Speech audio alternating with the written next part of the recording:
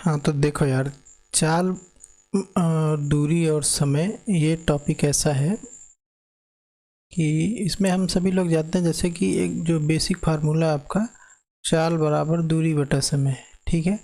असल में इसमें सारे सवाल जो हैं, लगभग सवाल हम कह सकते हैं कि बस इसी फार्मूले पर सॉल्व हो जाते हैं। बस इनको यूज करने का अलग अलग तरीका है, वो हम सवालों के माध्यम से समझेंगे। लेकिन उससे पहले कुछ चीज़ें जो है, बेसिक चीज़ें, बेसिक कंसेप्ट जो हैं वो हमको समझ लेना ज़रूरी है इसमें। और कुछ बेसिक फार्मूले जो हैं वो, क्योंकि उनसे सवालों को सॉल्व करना जल्दी हो जाता है, इसलिए हम उसको सबसे पहले देख लेते हैं।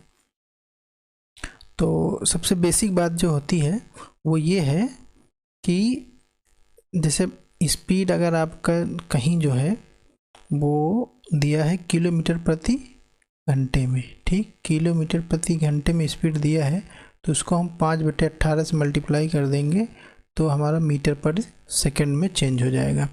अच्छा, इसी के दूसरी बात, अगर मान लीजिए मीटर पर सेकंड में दिया है और उसको हमें किलोमीटर प्रति घंटा में चेंज करना है, तो 18/5 से मल्टीप्लाई कर देंगे तो वो किस में आ जाएगा, किलोमीटर प्रति घंटे में आ जाएगा स्पीड। देखिए इस चीज़ को याद, ये चीज़ तो याद रहता है 5/18 और 18/5, लेकिन कन्फ्यूजन ये हो जाता है कि कहाँ 5/18 से करना है और कहाँ 18/5 से करना है। तो देखिए किलोमीटर बड़ा होता है, मीटर छोटा होता है, तो जब बड़े से छोटे में बदलना है तो ऊपर छोटा वाला रहेगा, लेकिन ये मीटर जो है छोटा होता है, किलोमीटर बड़ा बनाना है तो ऊपर क्या रहेगा, बड़ा वाला। बड़ा 18 है और 5 छोटा है, ये याद रखने के लिए है। बाकी देखिए सबसे पहले जो है इसमें हम ये समझ लेते हैं कि एवरेज स्पीड हम देख लेते हैं। जैसे मान लीजिए यहाँ से यहाँ तक कुछ डिस्टेंस थी, ए से बी तक जाना था, कोई बंदा कुछ डिस्टेंस जो है वो मान लीजिए एक्स की चाल से तय करता है और कुछ दूरी वाई की चाल से तय करता है, बाकी जेड की चाल से तय करता है, इस तरह से। तो इसमें आपका एवरेज स्पीड पूछा जाएगा।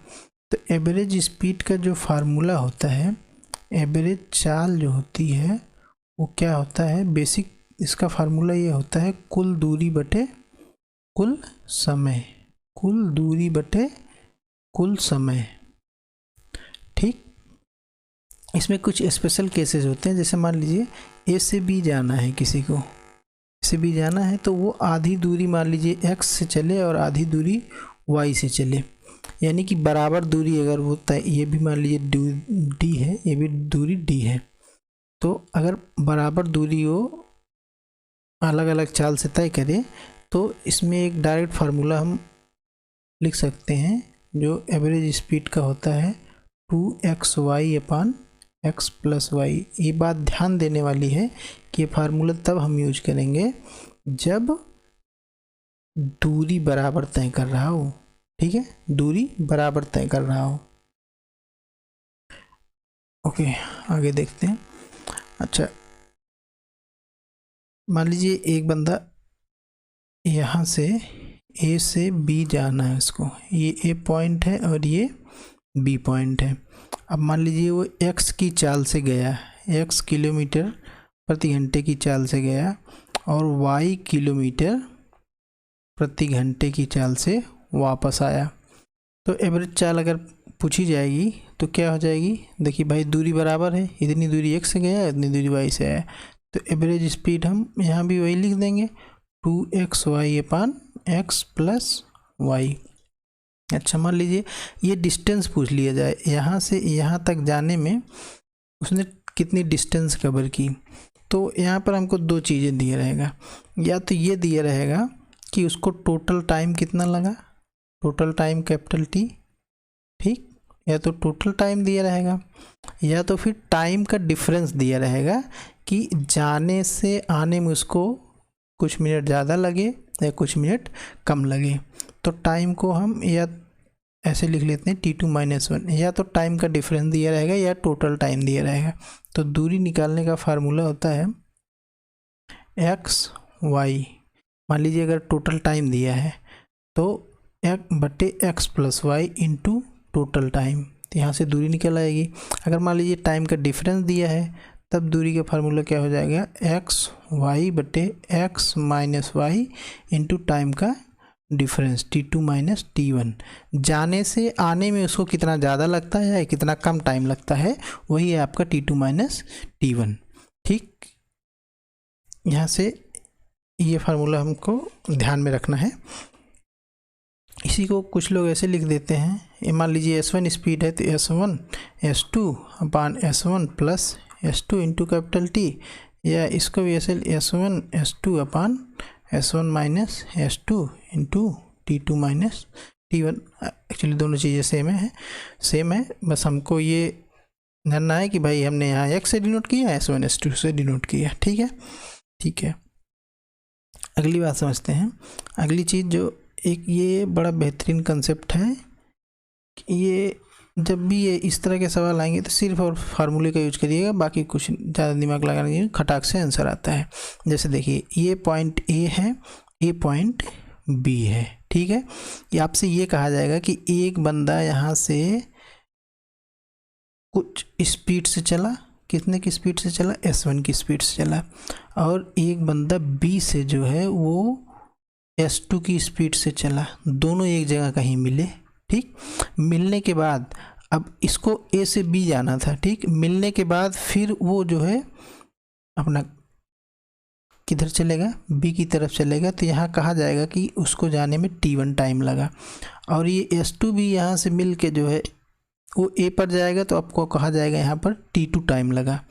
ठीक, तो ये पूछा जाएगा कि टोटल डिस्टेंस कितनी है, ए से बी तक टोटल डिस्टेंस कितनी है, या फिर ये पूछा जा सकता है कितने समय में वो एक दूसरे से मिले, या फिर ये पूछा जा सकता है कि अगर स्पीड का रेशियो दिया है तो उनके टाइम का क्या रेशियो है। ठीक, तो देखो तीनों चीज़ें समझ लेते हैं। जैसे मान लीजिए हम ये दूरी मान लेते हैं D1।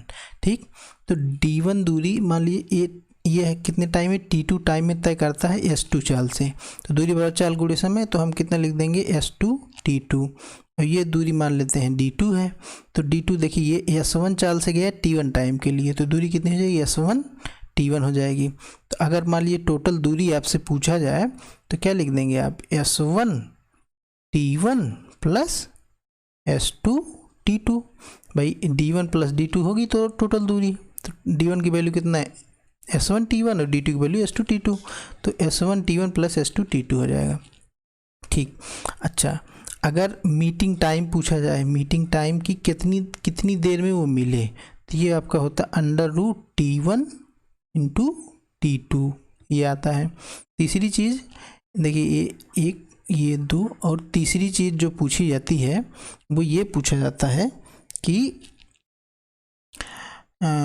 अगर S1 अपान S2, तीसरा फार्मूला होता है √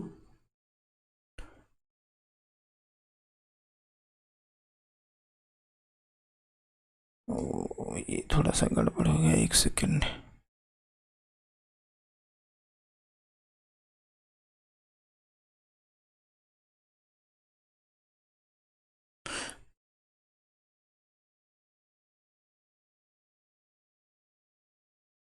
देखिए ये हो जाता है T2 अपान T1, S1 अपान S2 बराबर होता है √T2 अपान T1। अब देखिए इस फार्मूले में बड़ा कन्फ्यूजन होता है कि √ इस पे आता है कि इस पे आता है, तो इसको याद रखने के लिए देखिए टाइम जो है वो T से शुरू होता है, स्क्वायर रूट T पे ख़त्म होता है, तो T दोनों में आ रहा है ना, स्क्वायर रूट लगाएंगे, T से ख़त्म हुआ फिर टाइम शुरू होगा। तो अच्छा ये ठीक है, तो इस तरह से याद रखेंगे, तो स्क्वायर रूट किस पे लगेगा, टाइम वाले पे लगेगा। और एक चीज़ ये भी ध्यान रखने के रेशियो उल्टा होता है, देखिए यहाँ पर 1:2 है, यहाँ पर 2:1 है, ये भी बात ध्यान रखने की है। ठीक, ये बात हो गई। एक ये फिक्स सवाल एकदम आता है कि जैसे मान लीजिए आपको दिया रहेगा कि एक कुछ देर अधिक गति से चलता है, कुछ देर अगर बिना रुके, जैसे मान लीजिए A से B जाना है। ठीक, तो कोई ट्रेन अगर रुक के जाती है तो उसकी चाल जो है मान लीजिए 60 किलोमीटर प्रति घंटा है, और अगर बिना रुके जाती है तो उसकी चाल जो है वो 90 किलोमीटर प्रति घंटा है, तो ये बात पूछा जाता है कि बताइए ट्रेन हर घंटे कितने मिनट रुकेगी। ध्यान रखना है इसमें रुकने का समय, इस फार्मूले को ध्यान रखेंगे। रुकने का समय जो होता है वो इस तरह निकलता है कि तेज गति माइनस धीमी गति, तेज गति माइनस धीमी गति, और नीचे हमेशा तेज गति रहेगा। नीचे क्या रहेगा? तेज गति इंटू का 60। ठीक, देखिए ये है बेसिक कंसेप्ट। अगर इतनी बातें आपको पता हैं तो आप 90% सवाल कर सकते हैं। कुछ में अलग अलग अप्रोच लगेगी, वो कैसे होगा वो हम सवालों के माध्यम से समझेंगे। ठीक है।